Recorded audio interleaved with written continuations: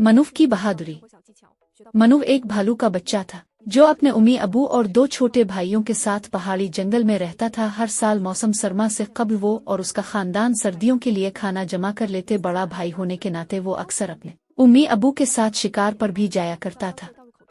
ना तो उनको बहते दरिया में मछलियां मिल रही थीं और ना ही खरगोश वगैरह। दरख्तों पर शहद भी नजर नहीं आ रहा था। इस सूरत-ए-हाल से मनुफ के वालिदैन की तरह तमाम ही भालू परेशान थे। एक रोज वो उम्मी अबू को बताए बगैर अपने गार से निकलकर दरिया की जानिब चल पड़ा।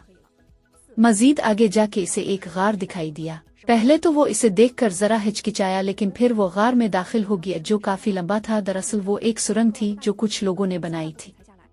काफी देर तक चलने के बाद मनुफ को एक बड़ा सा संदूक नजर आया। तजस्सुस के बाइस इसने संदूक खोला तो इसके अंदर अनवा व अक़साम की मछलियां थीं, जिनमें इसकी मनपसंद मछली भी थी। वो बहुत खुश हुआ। इसने आदेर अलिफादेर देखा तो इसे मजीद संदूक नजर